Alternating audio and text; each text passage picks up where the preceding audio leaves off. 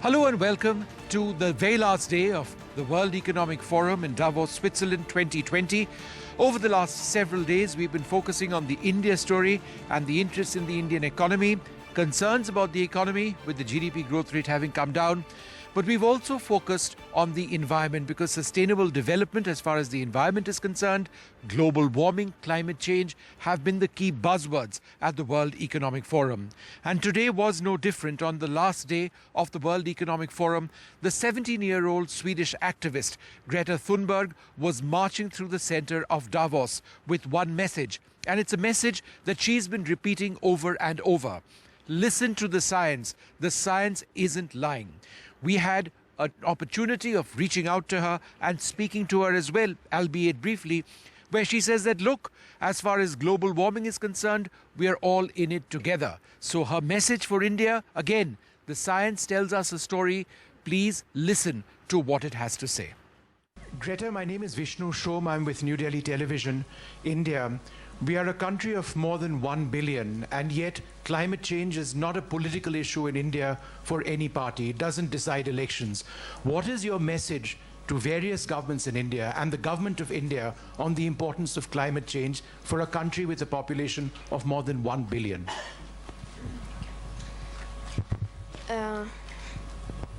Of course, my message to India is the same as to every other country, as I don't focus on the specific countries. I haven't done before.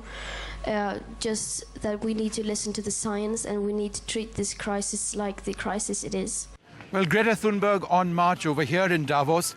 Climate change has in many ways been what this summit of the World Economic Forum has been all about. And her message is this. They've spoken to several world leaders and others, and there's really nothing that's taken place, nothing that's been done. And she went to the extent of saying that she believed that that's exactly what would have taken place.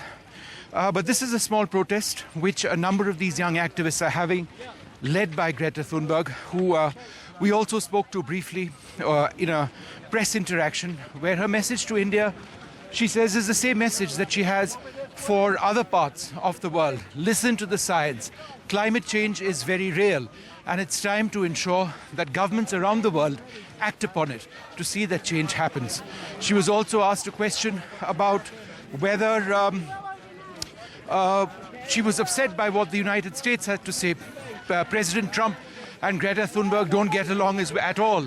And she says no, she expected that sort of thing, but that she was here to carry on doing her job, to spread the word, spread the message that climate change is going to be irreversible unless the Paris Accord guidelines are followed, those limits are followed.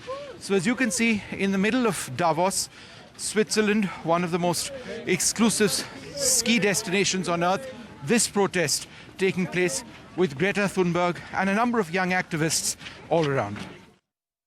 We must remember that as long as we do not treat this crisis as a crisis, and as long as the facts and the science are being left completely ignored, then we will not be able to solve this crisis. We need to understand the urgency of the situation, and we need to see this from a holistic point of view. And before we came here, we had a few demands for this W.E.F. And of course, those demands have been completely ignored, but we expected nothing less. Because as I said, as long as the science is being ignored, as long as the facts are not being taken into account, and as long as the situation is not being treated as a crisis, then world and business leaders can, of course, continue to ignore the situation, and that they don't have to do anything because they are not being held accountable. Greta, I wondered how it felt to be publicly insulted by the American president and the US Treasury Secretary. What effect does that have on you? Of course, no effect. We are being criticized like that all the time, and of course, if we would care about that, then we wouldn't be able to do what we do. It's water off a duck's back. Oh, sorry? It's water off a duck's back. It goes straight over your head. Yeah, of course. I mean, we cannot care about those kinds of things if we have put ourselves in this spotlight, and then we know that, as we said, people do not understand the situation. I mean, the situation is not being treated as the crisis it is, and then of course people will criticize us because we are the ones who are telling this, and basically no one else is telling this. So that's what, of course, we will receive these kinds of things. Greta, given that you said that your demands were completely ignored this week, do you think Davos is actually worth it from the carbon expended to get world leaders here? Before I answer that question, I just want to encourage everyone to not only ask questions to me.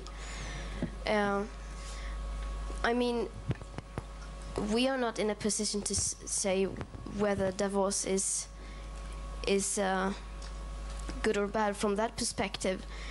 I mean, we just took this opportunity to go here because this is where many world and business leaders are gathered, and we are not in a position to say such a thing. We've reached out to the top businesswomen and businessmen over here in Davos. Now, the buzz this time around has been missing as far as the India story is concerned. And I think there were concerns as well which emerged, and these emerged when Geeta Gopinath of the International Monetary Fund announced over here on the very first day that India's GDP growth had gone down to 4.8%, just a couple of years back, ahead of the W.E.F. in 2018. The GDP, remember, had gone up from 6.7 to 7.2. It was projected upwards. That was the year when Prime Minister Modi was here in Davos. So the India story not as positive as it's been in the past. It's deflated to a certain extent. But that said, there is another side of that story, that the states continue to do well.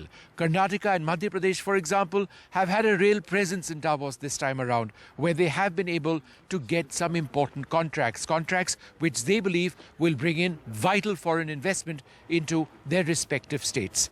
I reached out, among other businessmen, to Vikram Kirloskar and also to C.P. Gurnani of Tech Mahindra for their views, not just of Davos, but also looking ahead at their budget expectations.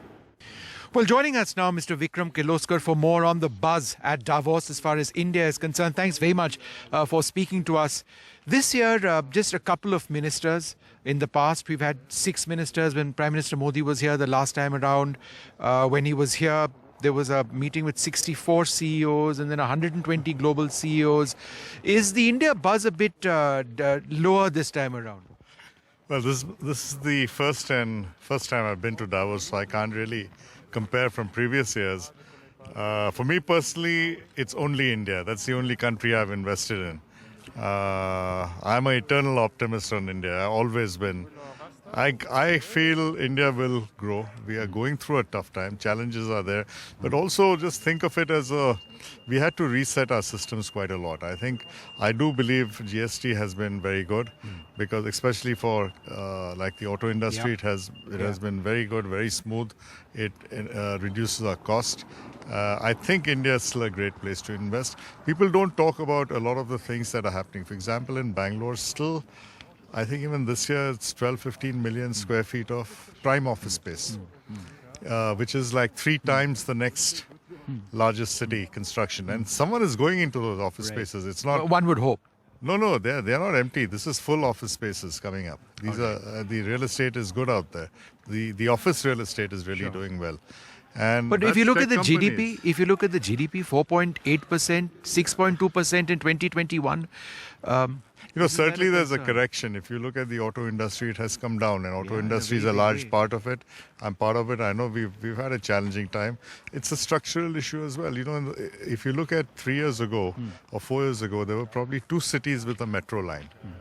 It's 18 cities right now. There's a big difference on shared mobility. These things are disruptive. We are going through a disruptive phase. Shared mobility is like artificial. You keep talking of artificial intelligence, blah blah blah, and all these things will change the situation. They are changing. Right. But let's talk about. And we have to go through with it. Sure. If you look, I talked about this earlier, the first industrial revolution, going to cotton ginny, the employment started coming back after 5 generations. It took 100 years for employment to start picking up again. We are going through what we are saying the 4th industrial generation, and Ola, Uber is like the 4th industrial generation. It's using shared mobility, and we've got lots of other stuff, Paytm or any of this stuff is... So the point being? The point being, I think we are going to have, I hope it's less than half a generation. We're going to go through a structural change, and to get to So another, go through this new how many technology. years? 3.5 years, 4 years? I mean, No, I'm talking about before- structural change. I Right. think economy will start picking up by middle of this year, for By- sure. by the middle yeah. I'm very of I feel this very year. comfortable. Let's I talk think about even the auto industry will start picking up. No, but let's talk about the auto industry, sir. You're going to move to BS6 now. Yes. New technology, additional costs. That a part of that will have to be passed on to the customer. Consumer demand in this country is down.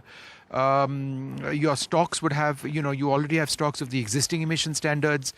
You've got lakhs of jobs laid off in the temporary part of the arena. You're in deep trouble in the auto industry. I don't think so. I think this is a big opportunity in going to BS6 and higher safety standards, and even the next CAFE regulations where we have to go for very high stringent fuel efficiency norms. The good thing is now you're producing something which is sellable all over the world, which wasn't there before. Right. Whether it's the components or the vehicle. Okay, I don't think this time, I think you've seen the decrease in auto sales is because of people have corrected the stock. We've learned from BS4. I know in my company we have no more BS4 stocks. We are selling, we've already started selling BS6. And if you ask for a BS4 car, I don't doesn't have. exist. It doesn't But exist. what about job losses in the ancillary sector? The numbers are staggering. The numbers are staggering there. The numbers are also staggering in the dealer sector. Yes. But I think dealer Yes. sector even more than the ancillary sector. Yeah. There is, and as we go to Internet of Things in the factories, there's going to be a bigger challenge out there on job losses. Which is what? Okay, More automation, fewer jobs. More automation, different kind of jobs. Unless you are so good at retraining continuously to make sure, which is what we are trying to do. I'm not saying, we are just saying, okay, you now don't know anything and you go somewhere else. We are trying desperately to make sure. I've made a commitment that we will not let go of anyone in our company, Right. whatever the situation is. Right. But we are retraining, so they take the new jobs. Because I'm confident we'll need them. Right. I'm very confident we are going to go back up. Sure. This BS6 inventory correction issue has Yeah. happened. The public was also a little bit worried Yeah. on should I buy a BS4 car or BS6 car or XYZ. Confusion, yes. There was confusion. I think we are past it. The industry will take off again. I think you're going to talk with some of the big auto component people. He'll tell you the same thing. Last question to you. Foreign companies, their CEOs, MDs, whatever, who you've spoken to this time around, are they still bullish on India? Oh, yes, I think they are. I'll tell you very simple why. I've seen our cost of manufacturing in Toyota Kirloskar, especially component side, which we export, transmissions, engines, and things like that. I've seen the cost structure in our companies in Thailand, in Indonesia, Philippines, Japan, and the US, and Europe, and Poland, etc. We are very, very competitive. Yeah. Okay, and so long as we remain competitive and we are at the same emission standard and safety standards as the rest of the world, which is what we are going to, then I think we will do very well in manufacturing as well. And we are competitive even in the electric vehicle space. As that's we go going to be ahead, something we will that be really competitive. develops. We will be competitive. I know we are working hard on that. We are working hard, not based on import of parts and building a car. We are starting right from scratch, from building the machines to build the parts to build the whole thing, and we will be very competitive. Mr. Kirloskar, wonderful speaking to you. Thanks very much. Thank you. One of the leading companies in the Indian tech space is Tech Mahindra. We're very fortunate to have Mr. Gurnani with us. How many times have you been to Davos? This is my 11th Davos. 11th. That is true. 11 consecutive. 11 consecutive years. How does the buzz about India compare this time to, say, 2 years back when the Prime Minister was here? I mean, clearly, I mean, just by the number of hoardings on the promenade, you can say is that, when Prime Minister Modi was here, the buzz and excitement was huge. And particularly that year when Trump was attending first time and Prime Minister Modi were attending the first time, the activity level regarding India was obviously at its peak. Currently, again, thanks to the budget next week and to some extent a delegation which is now distributed. I mean, we have almost 3 or 4 different delegations. I have met the Punjab delegation, Madhya Pradesh delegation, Telangana delegation and the Karnataka delegation. So clearly there is a little bit of a distributed processing happening. But India is relevant, India is important, and it is important for many, many reasons. The often used word is 1.2, 1.3 billion consumption economy. But I think you also have to take into account most places in the world, we have negative yield on the money. What about 4.8%? That's the other big number emerging over here. GDP growth has come down. It has come down, but it is still almost 5%. So I can only say is that, a lot of people have asked me the same question. Is it a, foot off the accelerator? Is it a pause? Or is it a break? I don't think it is a break or a pause. It is just a foot off the accelerator. My confidence level in economy coming back is very, very high. No, but is this something that CEOs of other countries have been asking you? Why has it come down? Is that what you're saying? Yeah, almost every second guy I've met, I'll do a lot of bilateral meetings. Almost every second person wanted to know what is the reason for slowdown. And I think, I have been able to convince the people that a lot of cleaning up had to happen. Traditionally, businesses have always been built on betting the farms. Everybody has taken risk. Right now, because we were in a cleanup process, the other half which should have been taking the risk have also taken a pause. But is it also true that people are concerned about the protests back home? Few of what investors are asked you? I mean, the protests have only started 37 days ago. And this investment, ratings have only, the growth ratings have only come over the next 2-3 quarters. I don't think those are interlinked. But did people ask you? I'm just curious to know. No, it is something that surprising. is in the minds of foreign investors. They read about it in the papers. They want to know about a democracy and obviously the business environment therein. So was this at all something that came up? Not in any of my conversations, and it is surprising. You would have thought that it would come up, but to a large extent, this was not even discussed by anyone. Right. Last question to you, going forward, budget coming up in a week. What are your key budget expectations? More money in the hands of the consumer, much better, much higher public spending.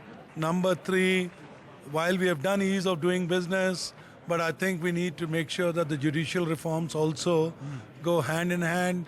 And last but not the least, I think most people who have done government projects from within India and from people who have done it from overseas, they all want to have consistency of policies, and more importantly is a method which with their cash flows are not, they don't get land up in the courts. Last question. What are the exciting things that Tech Mahindra is doing? AI is the big buzz. Machine learning is the big buzz. The 5G revolution upon us. What are you doing to take advantage or use these emerging technologies? So I'm all of above, because when I work with my 1,000 customers, for example, we are standing here in W.E.F.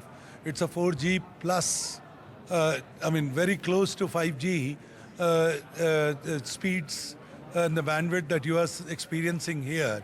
That 5G is now available for private networks.